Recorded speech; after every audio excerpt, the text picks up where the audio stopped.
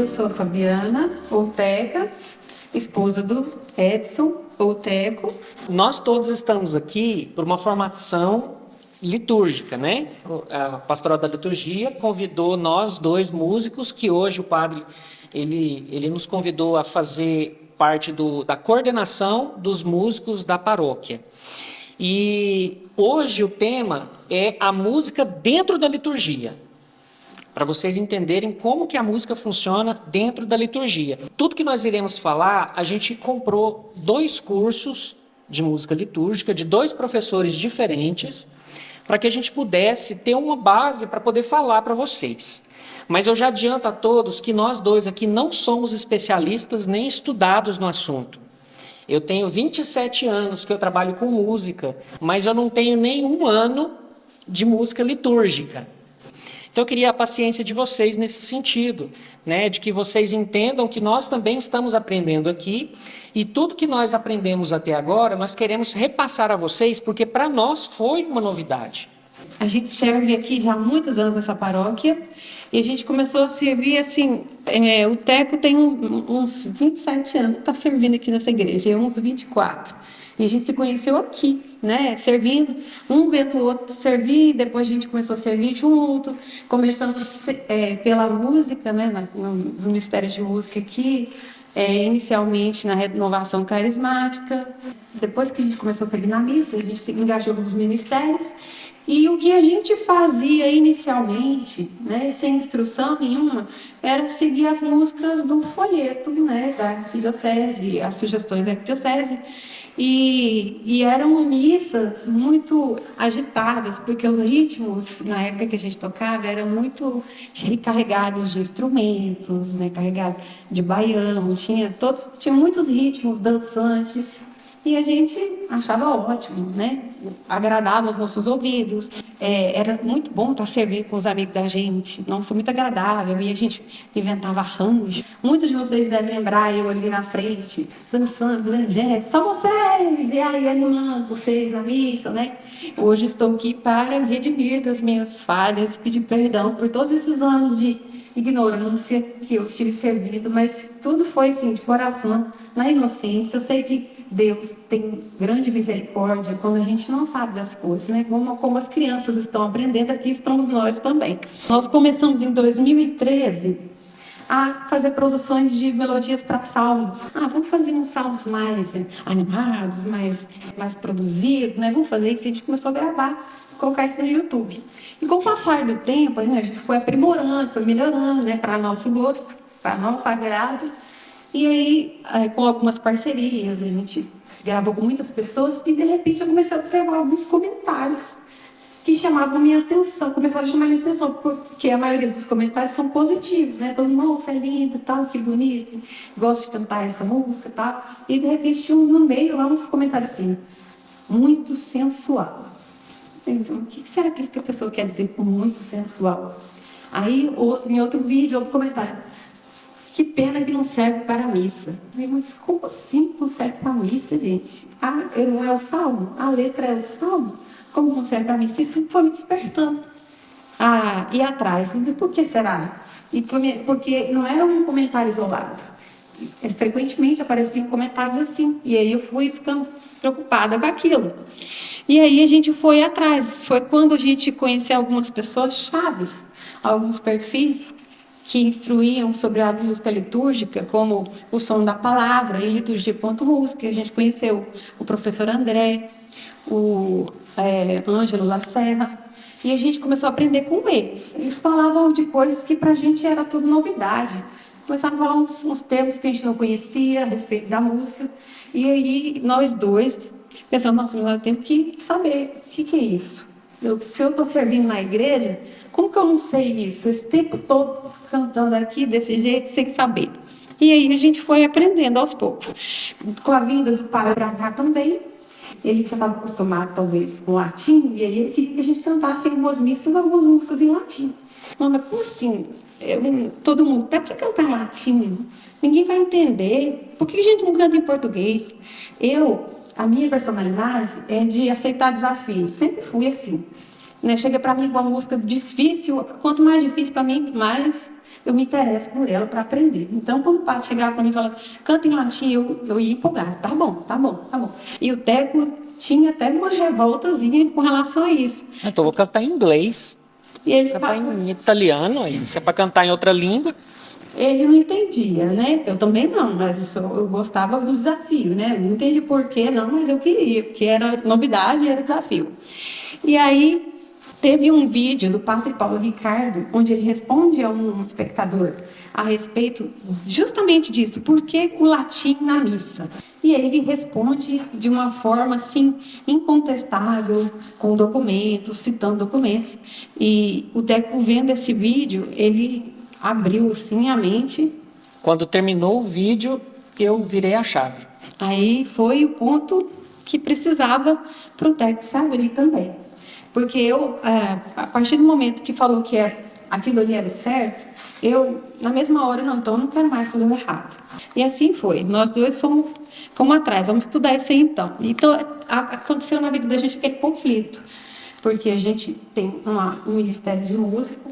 E aí, como que a gente ia fazer isso? Porque nem todo mundo ali estava na mesma linha de raciocínio, na mesma abertura e nem na mesma compreensão que a gente estava começando ali. E aí a gente teve a ideia de criar um grupo que já começasse já com esse espírito de fazer o certo, de aprender e vamos lá junto. Aí a gente catou algumas pessoas que eu falo que é a minha gangue, né? E aí eu falo que é a minha gangue porque assim, eles costumam topar tudo comigo, né? Falam assim, vamos junto, vamos. E aí a gente fez, a gente montou o Veritax e aí a gente foi capengando, sem saber direito, fazendo algumas coisas erradas, mas com aquela vontade interior de fazer o que Deus queria e aprender, mesmo que fosse para abrir mão do nosso gosto pessoal, porque realmente é muito exigente, era muito mais difícil.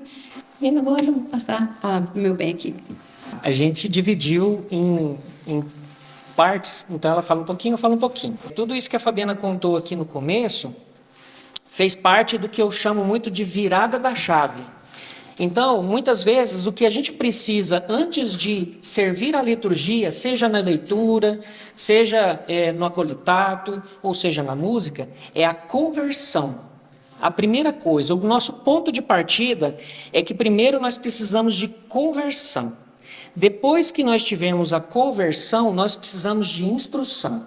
Então, o que eu vou fazer aqui? Eu vou explicar para vocês algumas coisas a respeito inclusive, é a mesma didática que os professores fazem nos cursos de música litúrgica, que é primeiro fazer uma base para que vocês entendam o sentido. E depois, no finalzinho, nós vamos falar algumas coisas técnicas, que aí são coisas mais direcionadas a músicos mesmo. Mas tudo que nós vamos falar aqui na questão de como eu vou me converter para servir na liturgia, tá bom? Então, a primeira coisa que nós vamos abordar aqui é o que é a missa. Muitas vezes a gente vai participar da missa achando que é um encontro semanal onde nós nos reunimos, católicos, para participar de uma celebração. E aí a gente participa lá, a gente encontra as pessoas, né? A gente revê muitos amigos. E, na verdade, o sentido da missa é muito mais profundo. E a partir do momento que a gente começar a observar o sentido fim da missa, a gente muda toda a nossa postura dentro da igreja quando o padre inicia a celebração. Eu vou ler um pedacinho para vocês, um trecho do livro, O Calvário e a Missa. É um livro que eu recomendo fortemente a todos lerem. É um livro bem pequenininho, fácil leitura, e ele, se for lido meditado, ele é muito bom. Ele é do Fulton Sheen, bem lembrado. Então, olha só. O ato mais sublime da história de Cristo foi sua morte. A morte foi o principal momento para o qual Cristo viveu. Ela foi também a única coisa pela qual ele quis ser lembrado. Jesus não pediu aos homens que registrassem as suas palavras numa escritura, nem tampouco a sua bondade para com os pobres, mas pediu que os homens recordassem a sua morte. Para que essa memória não fosse entregue ao acaso das narrativas humanas, ou seja, as pessoas escreverem suas próprias palavras, ele mesmo próprio instituiu a maneira como devia ser lembrada. Então, a gente já começa a perceber aqui que é uma coisa um pouco mais profunda do que a gente imagina. Não é uma reunião dominical, onde a gente vem se reunir com as pessoas, né? Qual que é o sentido da missa, então? Basicamente, é claro que eu não sou especialista no assunto, mas eu, com a base na leitura desse livro, eu vou elaborar para vocês de uma forma bem tranquila, né? Da forma como a gente pode entender de uma forma mais objetiva. É a memória da paixão de Cristo. É através da missa que nós temos a Eucaristia. E a Eucaristia é o coração e o ápice da vida da igreja, de acordo com o Catecismo da Igreja, no parágrafo 1407. O Senhor está presente na missa. Então, como que a gente deve se portar, né? Diante de tudo isso que a gente recebeu aqui de informação. Vamos imaginar que a gente vai receber o Papa na nossa paróquia. Você vai ficar distraído? Vai ser diferente, não vai ser? Se viesse o Papa aqui, por exemplo, você entraria na igreja e você não tiraria os olhos dele. A gente queria até chegar perto para pegar na mão, pedir uma bênção especial. Mas o que a gente faz hoje na missa, no nosso dia a dia? A gente se distrai. A gente não percebe que Jesus está presente. Aí a gente fala, mas as missas são muito tediosas, né? Dá sono, a gente se distrai muito fácil. Jesus é tedioso? Então, isso é um diálogo que eu extraí de um livro para que a gente pudesse perceber. Quem fez esse diálogo foi o Papa Francisco, num livro que ele escreveu, que é uma catequese sobre a missa. Então, é só para a gente poder refletir na nossa cabeça como que a gente está se portando dentro da missa, já que nós não vemos fisicamente, assim como seria o Papa ou o Bispo, né? Como devemos nos portar diante da paixão de Cristo, visto que é uma memória da paixão de Cristo, né? Ou seja, então agora a gente já tem que começar a pensar como que eu devo me portar aos pés da cruz, junto com Maria e João. Um exemplo que eu gosto de dar muito, quando a gente está dentro da missa, é quando a gente vai chamar os aniversariantes para dar os parabéns.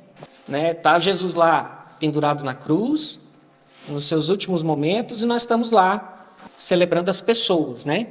Bater palma na missa é um outro exemplo. Eu estou aos pés da cruz, junto com Maria e João. A resposta já está clara para a gente. Assim como várias outras posturas que provavelmente a gente faria.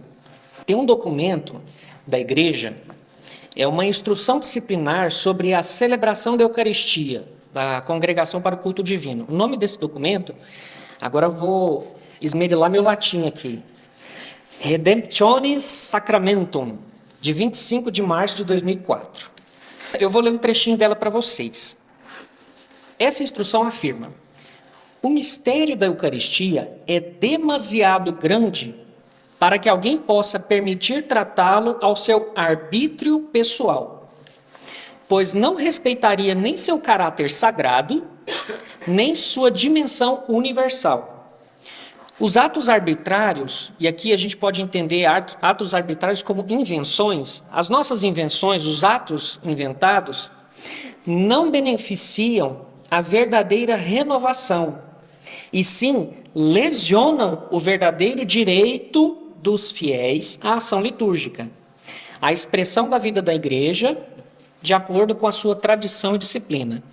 Todos os fiéis cristãos gozam do direito de celebrar a liturgia verdadeira, especialmente a celebração da Santa Missa, que seja tal como a igreja tem querido e estabelecido, como está prescrito nos livros litúrgicos e nas outras leis e normas. Além disso, o povo católico tem o direito a que se celebre por ele, de forma íntegra, o santo sacrifício da missa, conforme toda a essência do magistério da igreja. Finalmente, a comunidade católica tem o direito a que, de tal modo, se realize para ela a celebração da Santíssima Eucaristia, que apareça verdadeiramente como sacramento de unidade, excluindo absolutamente todos os defeitos e gestos que possam manifestar divisões e facções na igreja. Em resumo, esse trecho aqui quer dizer o seguinte, que os fiéis que vêm no domingo, né, participar da celebração, eles têm o direito de celebrar a missa conforme a igreja define, de acordo com os documentos do magistério da igreja, as instruções, e não da forma como a gente acha que deve ser. Esse é a base dessa instrução que nós queremos dar para vocês hoje.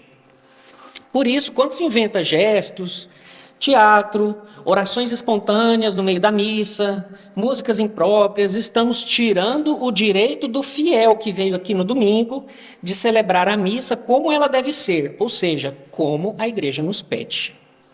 Agora a Fabiana vai falar sobre a música a serviço da liturgia. Algumas espécies de arte estão a serviço da liturgia. Por exemplo, a pintura, né? Quando você entra numa igreja católica bonita e tem aqueles vitrais maravilhosos, né?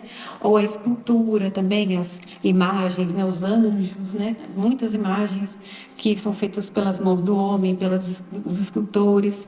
Assim também a música é uma arte a serviço da liturgia também. Então tudo isso influencia. O que é mais importante e que a gente diz que a nossa igreja é católica é porque ela é universal. Ela tem uma universalidade que precisa ser respeitada. E assim como ela é universal, também tudo na Santa Missa deve ser universal.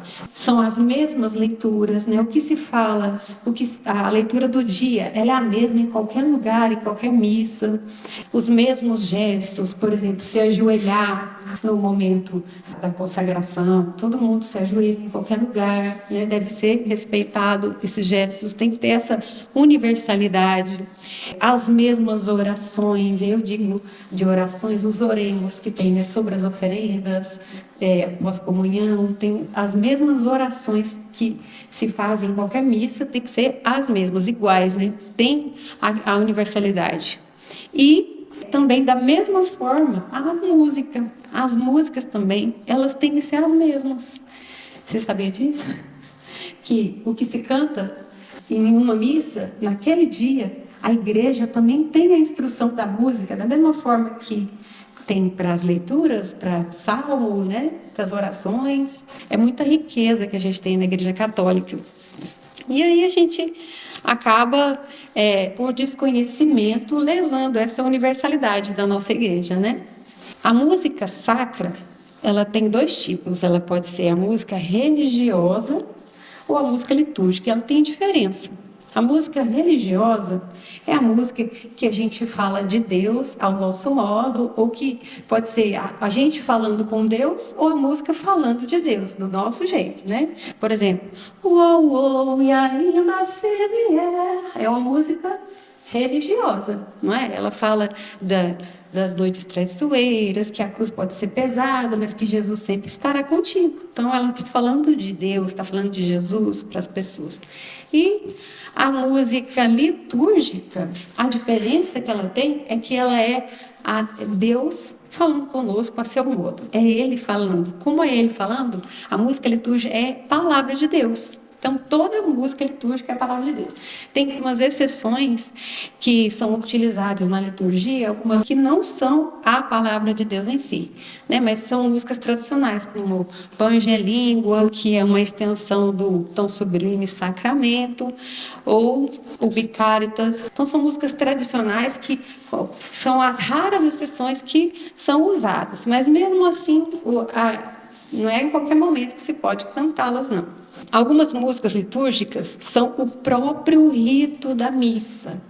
Então, se a missa não tiver música nenhuma, aquelas missas semanais que a gente tem aqui, vai rezar o Glória, o Cordeiro de Deus, o Santo. Por quê? São as músicas que são o rito.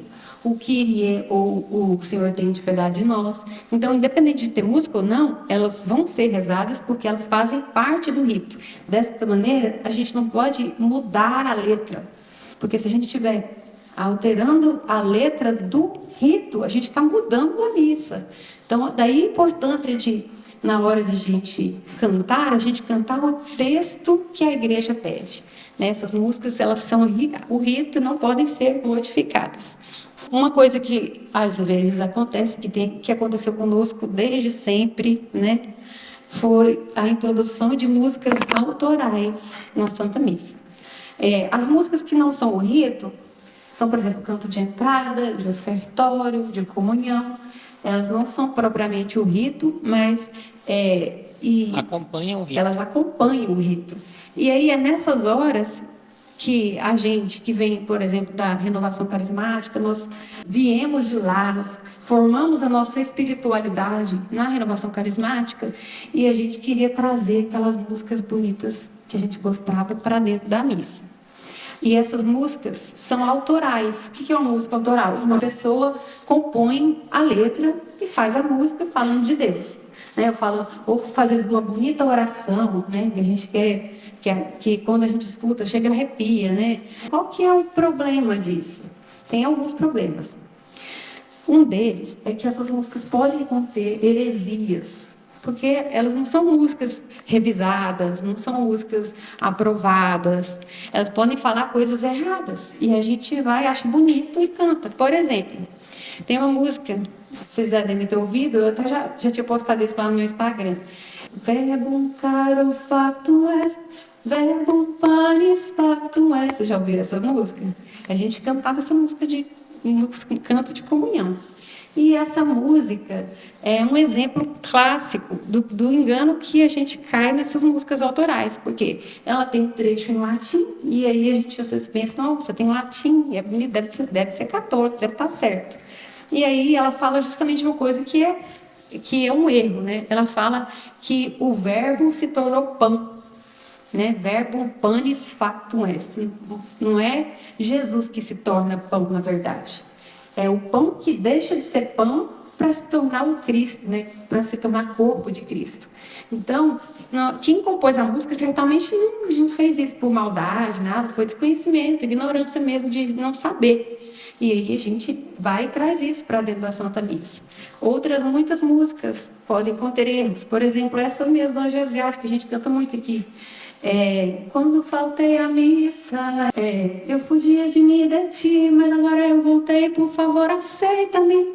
Como que eu faltei à missa, como se fosse qualquer coisa, e depois, sem confessar, sem nada, vou e pronto, volto lá assim, me aceita, né? Às vezes pode levar as pessoas a confundir que faltar à missa, tudo bem, faltou, volta.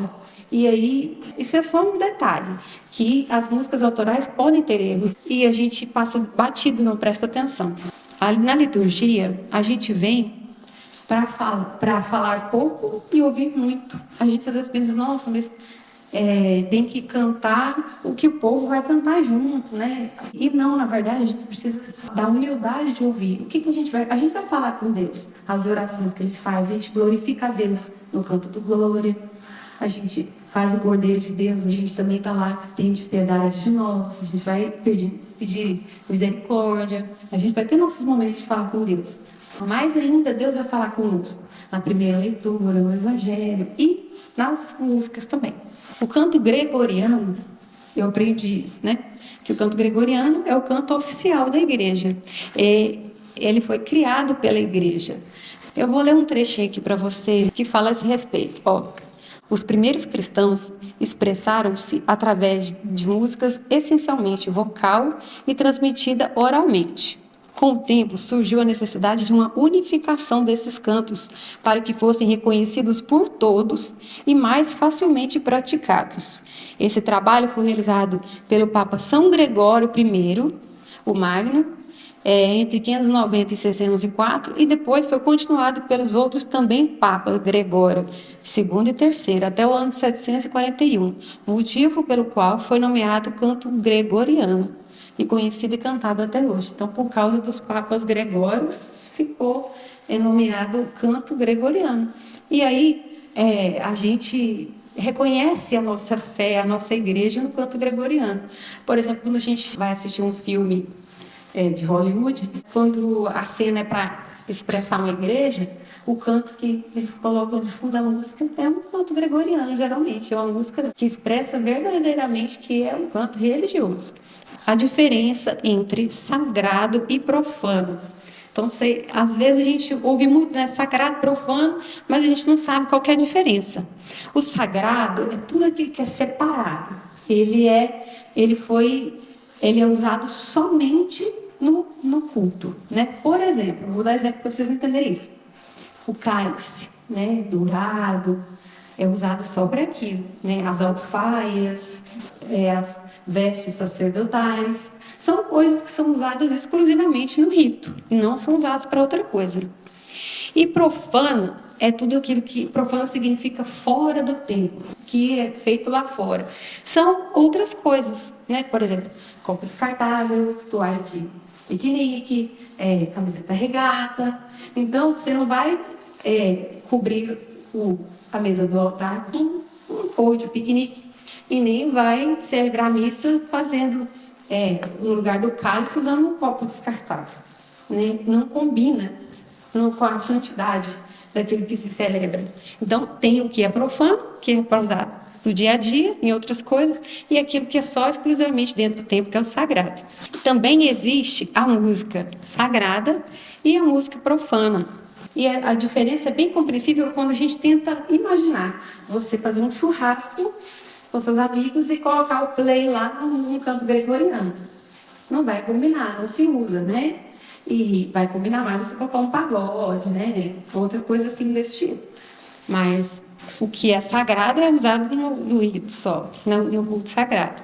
E assim também os instrumentos. Tem instrumentos que são usados como sagrados exclusivamente. Por exemplo, os tambores africanos são instrumentos percussivos, mas ele tem um significado sagrado no culto africano. E o órgão de tubo, que é assim bem característico nosso mesmo.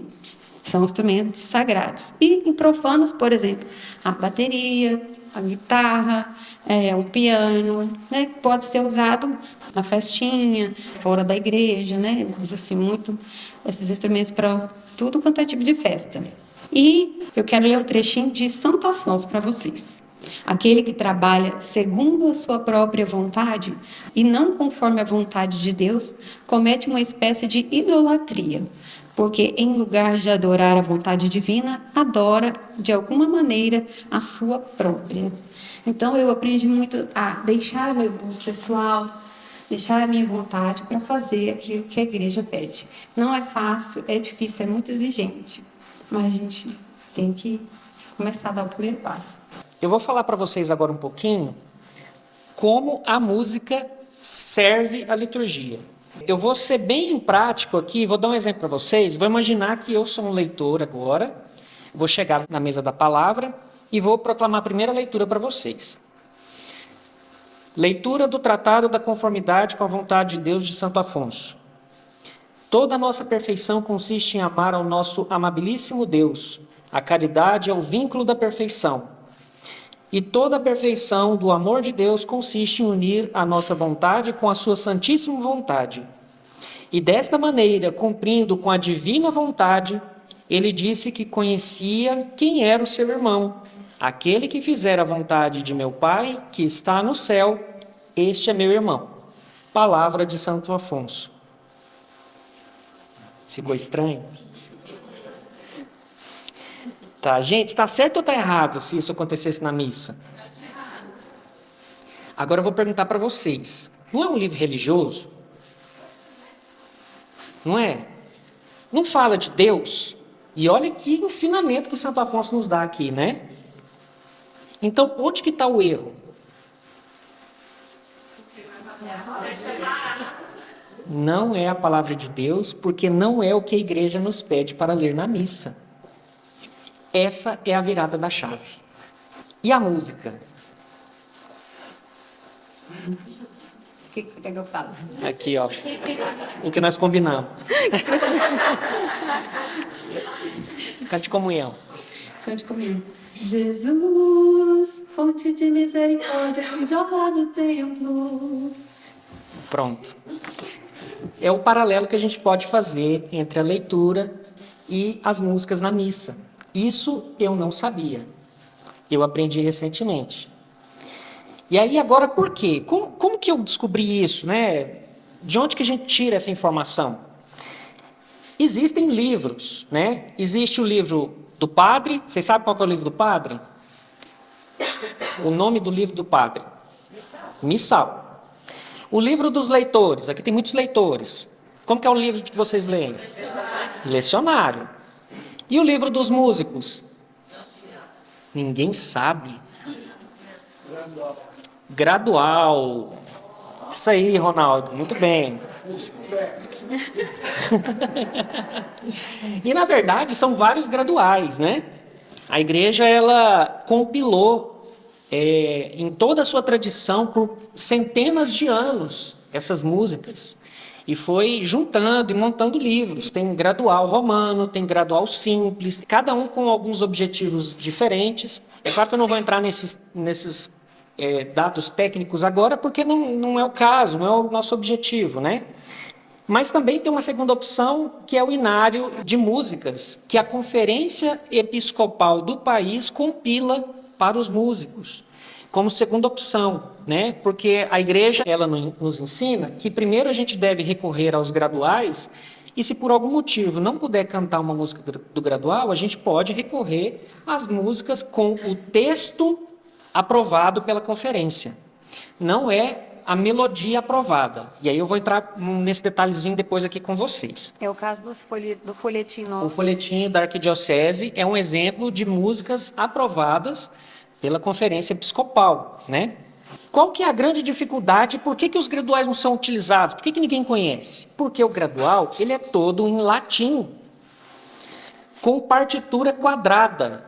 É uma partitura utilizada antes da música contemporânea que a gente tem hoje. Então isso é difícil, né, de ter acesso para os músicos. E aí eu vou entrar agora num ponto que é muito interessante, porque no Concílio Vaticano II, a igreja ela abriu a possibilidade de se rezar a missa em vernáculo. Vocês sabem o que significa uma palavra vernáculo? Vernáculo é algo que é próprio de um lugar, de um país. E no caso da língua vernácula, aqui no Brasil é o português. Exato. E aí, consequentemente, as músicas também podem ser cantadas em vernáculo. A gente pode cantar as músicas em português também, né? E um dos motivos pelos quais existe a opção de usar o inário litúrgico. Que aí as músicas, o que eles fazem? Basicamente, o inário litúrgico é constituído de músicas do gradual traduzidas para o português. Não todas. Então, olha só. O gregoriano, né, que é o canto oficial da igreja, ele só é em latim, por conta específica da língua, né? O jeito de cantar, ela só encaixa no latim. Se você tentar cantar gregoriano em inglês, em italiano, em português, não encaixa, não dá certo. É uma coisa muito técnica do gregoriano. Então, qual que é a solução que a igreja nos oferece? É a gente utilizar o estilo gregoriano, inspirado no gregoriano. O gregoriano não existe em vernáculo, é estilo gregoriano inspirado. Por isso, existem as traduções oficiais aprovadas para o uso dentro da liturgia. No entanto, por influência da teologia da libertação, a CNBB aprovou muitos textos autorais carregados de ideologias dessa teologia em seu inário, inclusive músicas com estética que tentava enculturar o profano dentro da missa. Algumas músicas já foram excluídas em edições mais recentes. A CNBB está fazendo um trabalho incrível em corrigir esses erros. E aí eu tenho um parêntese aqui que eu queria explicar para vocês o que é essa tal de teologia da libertação.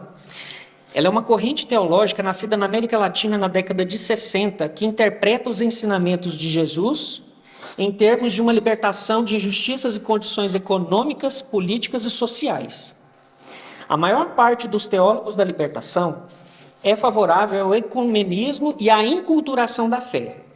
A Santa Sé condenou os principais fundamentos da teologia da libertação, como a ênfase exclusiva no pecado institucionalizado, coletivo ou sistêmico, excluindo os pecados individuais, a eliminação da transcendência religiosa, a desvalorização do magistério e o incentivo à luta de classes. Então é muito importante que todos nós aqui tenhamos todos esses entendimentos em nossa cabeça para saber como que está acontecendo e como a gente pode se desviar dos erros. o documento da igreja fala que o inário da CNBB é um texto aprovado, a gente tem que ter em mente todo esse contexto, para que a gente não possa trazer para dentro da celebração litúrgica enculturações ou coisas que vão deturpar o sentido e o objetivo, né? E aqui eu digo em duas coisas. Atentem-se para a letra e para a forma. Quando eu digo forma, é forró, por exemplo. Bom, então, retomando o que nós estamos falando aqui, que é como que a música serve à liturgia, né? A música, ela deve servir à letra, né? O objetivo nosso aqui, assim como existe a primeira leitura, o evangelho, o salmo, o canto de entrada, tudo é a letra, o objetivo é a letra, né? Então a música, ela deve servir e evidenciar, e não a letra servir à música, que é um exemplo, a gente ficava repetindo muito uma frase, esticar, Para encaixar, né? Para encaixar na melodia. Para encaixar no ritmo, né? Esticar ou encurtar palavras, ou até mudar o acento de lugar de uma palavra. Por exemplo, Davi falou, eu também quero falar, o Senhor é meu pastor, nada me faltará. Ou seja, eu estou fazendo com que a letra sirva o ritmo da música para que ela se encaixe ali naquela métrica, né? Então, a música litúrgica, ela tem que ter essa compreensão, que ela serve à letra. Se uma frase for muito comprida, eu não corto ela. Se ela for muito curta, eu não fico repetindo para caber. Basicamente, em termos bem superficiais, é isso. A música, ela serve na liturgia através do que a gente chama de graus de participação. O que seriam os graus de participação? A igreja entende que a missa, ela tem dois tipos. Tem a missa que é rezada e tem a missa cantada. Então a gente já consegue entender o seguinte, que quando você vai lá na igreja para participar de uma celebração como músico, você não canta na missa. Você canta a missa. É muito importante entender isso. Você canta a missa, você não canta na missa. Nós não somos músicos igual de churrascaria, vai lá para cantar no churrasco, vai para cantar... Não, a gente vai para rezar e cantar a missa. Então a gente tem essa divisão de missa rezada e missa cantada. A missa rezada, ela acontece em dias de semana, né, os dias feriais, e a missa cantada, ela acontece nas festas, solenidades e no domingo, que o domingo é considerado uma solenidade, né, no grau de classificação aqui de missa rezada e cantada. Na missa cantada, a gente tem 3 graus de participação. O primeiro grau é o canto do padre e a resposta do povo. O que seria o canto do padre e a resposta do povo? O canto do padre nada mais é do que tirar a essência daquela pessoa para sacralizar o texto. Um exemplo que eu acho bem legal é quando você está vendo um filme lá e vai mostrar aqueles judeus na sinagoga, como que eles ficam lendo o texto?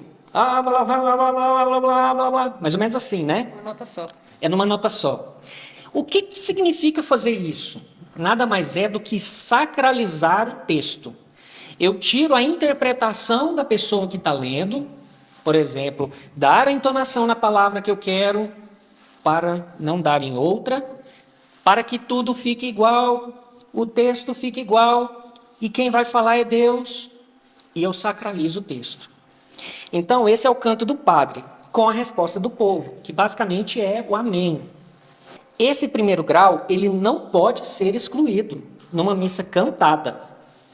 Então, a missa cantada, ela não pode deixar de ter o primeiro grau. O que é o primeiro grau, então? O que consiste? São os ritos iniciais, a saudação inicial, né, que é o em nome do Pai, a graça de Nosso Senhor, com a resposta, bendito seja Deus, do povo.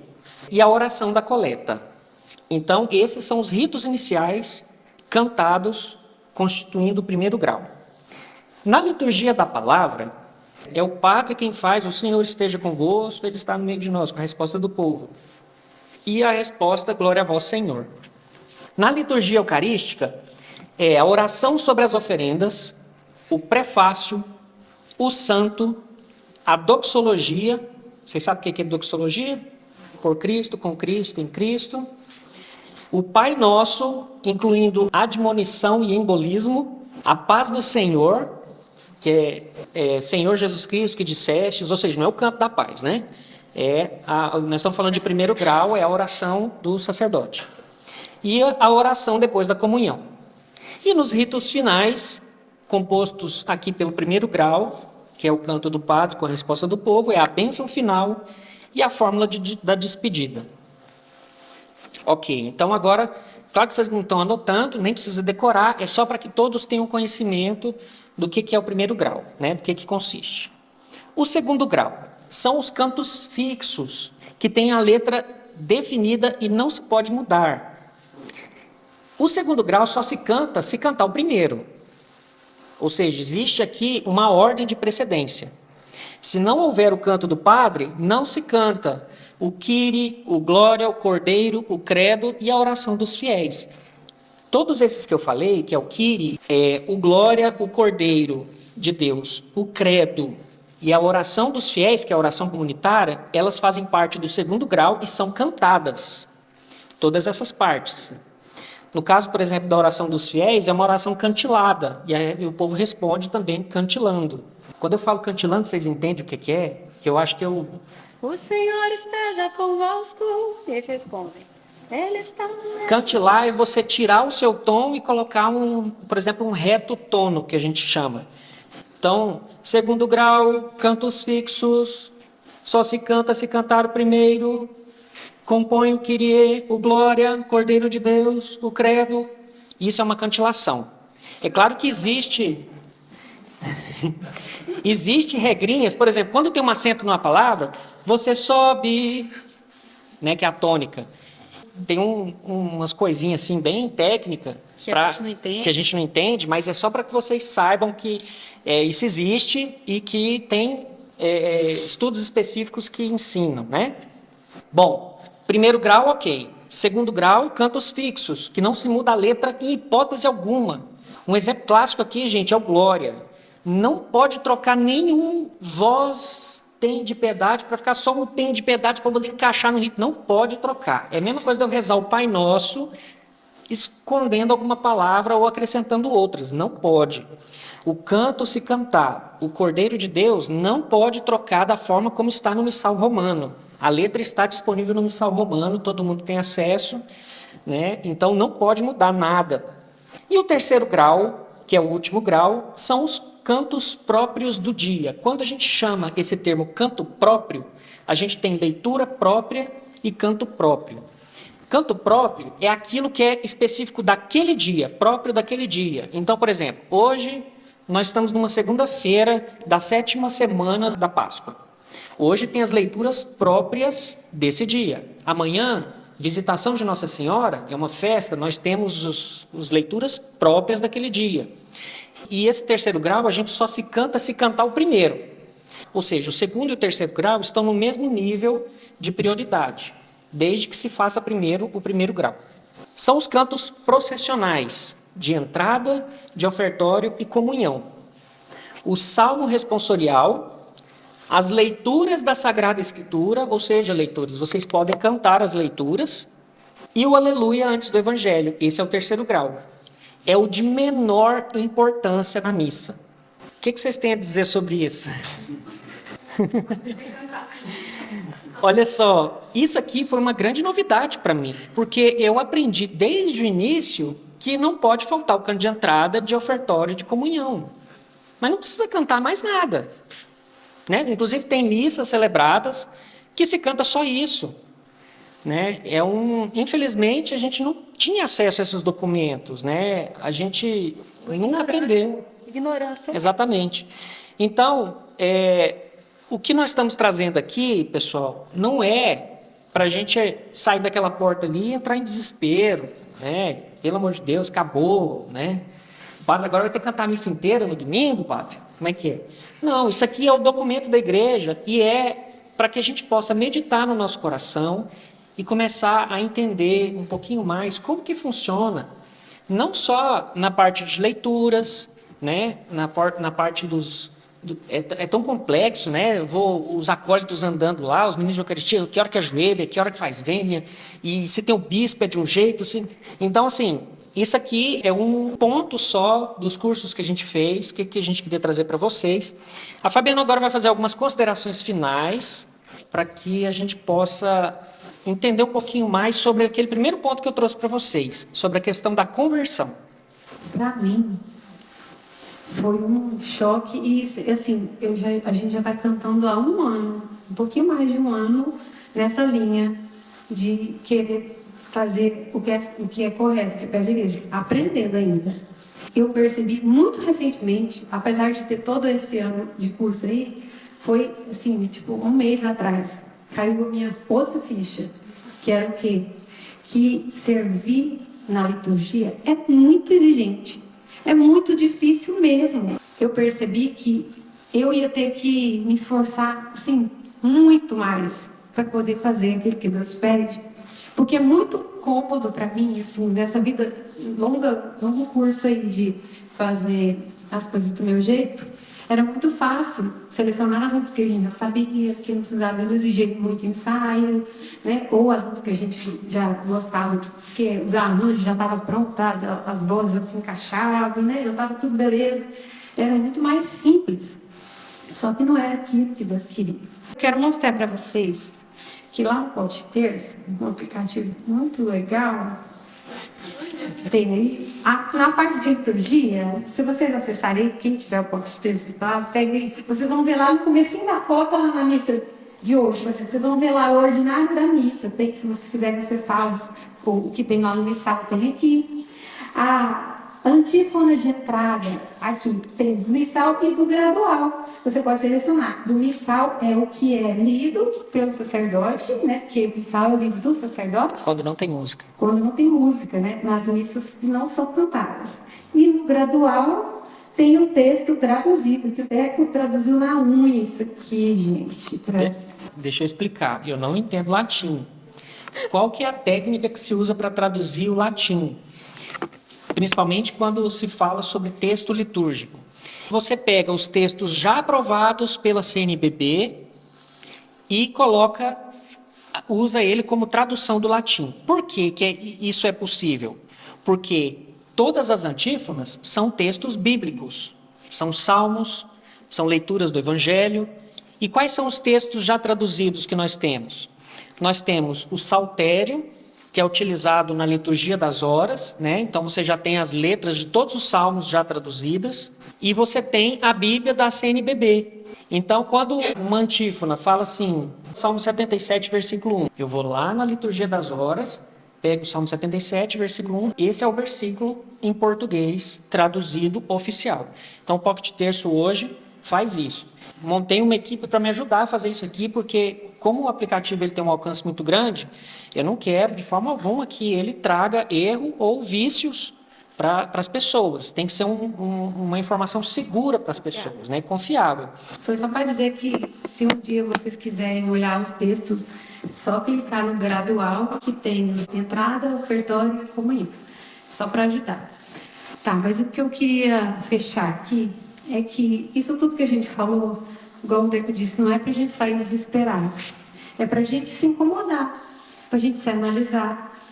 E para que haja em nós uma abertura de coração, um querer ir atrás, um querer fazer o que Deus quer. Outro dia eu estava rezando e aí me veio eu como mãe, né, eu sou uma mãe muito centralizadora, então na cozinha ali eu não gosto muito de ninguém me ajudando, eu gosto de fazer o negócio sozinho. E aí eu fiquei imaginando a Sara, minha filha mais nova, querendo me ajudar na cozinha, ainda pequena. E o que uma criança pequena ajuda na cozinha, gente? Ela mais atrapalha do que ajuda, né? Você faz muito mais ágil se você fizer sozinho, mas porque aquela criança precisa dessa interação e ela precisa aprender, de alguma forma, o pai ou a mãe tem que dar espaço para ela. E é isso que Deus faz, isso que Deus falou para mim, tá, gente? Isso que Ele faz com a gente. Ele não precisa da gente. Ele faz tudo muito melhor sem nós. Mas nós, miseráveis que somos como aquela criança que não sabe nada, que às vezes vai lá, quer lavar copo, e aí depois a mãe tem que lavar tudo de novo, porque fica mal lavado, mas a mãe vai lá, deixa, porque é importante para a criança participar. Então Deus quer precisar de nós. Ele quer envolver a gente nisso, porque Ele é o Pai de amor. Então, a gente precisa ter essa humildade de querer fazer o que agrada a Ele, não o que nos agrada. Então, abra o seu coração, pense naquilo que você ouviu aqui hoje, vai atrás das informações, não fique só com o que a gente falou, vai ler as coisas que vão ensinar como que é bela a nossa liturgia e faça aquilo que foi pedido para você fazer, faça da melhor forma que você puder. Se você tiver que tocar um violão, toque o seu violão da maneira mais piedosa possível, toque o seu piano lá, se você faz o teclado, toque da maneira mais amorosa possível, do jeito que a igreja pede. Vai modificando aos poucos, seja fiel aos textos e faça aquilo que for possível. E de coração aberto, e vai falando, Senhor, eu quero fazer o melhor. O que eu tenho é isso, eu tenho hoje aqui o meu violão. Então, o Senhor age no meu violão, eu vou tocar de coração esse violão e faz aquilo que você puder, em cima daquilo que você aprendeu. Nós somos uma família aqui, eu sinto isso. Aqui nessa comunidade. Eu adoro vir aqui e ver a carinha de vocês. E ver que a gente está crescendo junto é muito bom. Né? Nós estamos aprendendo uns com os outros. E aquilo que a gente puder fazer para melhorar cada dia, nós precisamos ter esse querer, esse buscar. Não simplesmente se conformar. Não, mais fácil é esse, vamos no mais fácil. Não é fácil. Carregar a cruz não foi fácil para Jesus. Ele precisou de ajuda. Ele precisou do Cirineu para ajudar ele. E nós, quem somos nós para não precisar de ajuda? Pede ajuda. Vai atrás das informações, procura na internet, procura alguém que sabe mais que você. Pede socorro, né? Não fica sozinho com o seu fardo. A gente se ajuda uns aos outros. E para finalizar, você quer falar mais alguma coisa? Que eu vou fazer um texto do Dom Henrique Soares, que foi um bispo maravilhoso de Palmares, né? Falecido no início da pandemia de por Covid. E ele fez uma fala sobre a liturgia que eu acho riquíssima. E eu vou trazer essas palavras para vocês. Na liturgia, não somos nós quem agimos, é Deus. É o lugar da manifestação de Deus, nos gestos, nas palavras, nos símbolos. Jesus está agindo na força do seu Espírito Santo. É na liturgia que a igreja entende que ela existe não por ela, nem para ela, mas para a glória de Deus. É na liturgia que a igreja entende que ela vive da graça de Deus, que ela tem tudo, porque recebe tudo de Deus, mas nada é dela de modo absoluto. Hoje, perdemos isso, transformando a liturgia em algo que nós fazemos. Mas a liturgia boa é aquela em que não é o padre quem aparece, nem os ministros, nem os músicos, nem ninguém. Quem aparece é o Cristo. A liturgia requer uma roupa própria para deixar claro que ali não agimos por nós mesmos, mas em nome de Cristo. Nos anos do pós-concílio, mas não por culpa do concílio, houve uma deturpação do sentido do que é a liturgia. Isso porque se tirou Deus do centro e se colocou o homem. É a missa que se faz para se sentir bem, cheia de coreografias, músicas em ritmos agradáveis, teatrinhos. Ritos são gestos de Deus, por isso não se inventa, nem se modifica. São cheios do Espírito de Cristo e trazem salvação. Toda religião tem rito.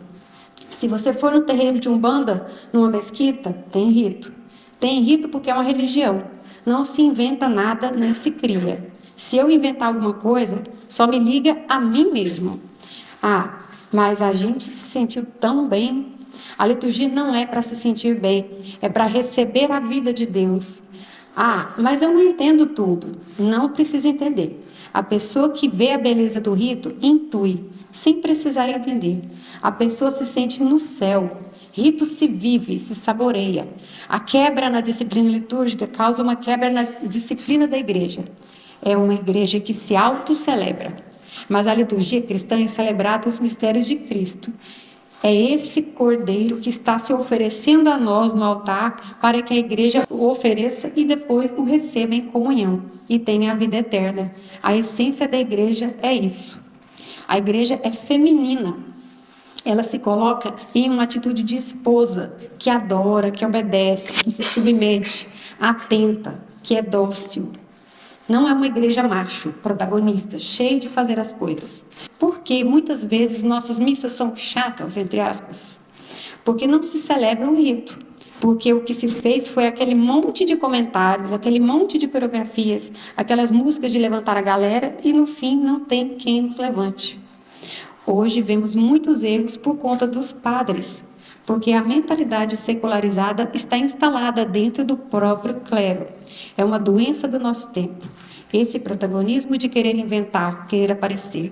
Talvez sejam os fiéis leigos que terão que resgatar a liturgia da Santa Igreja.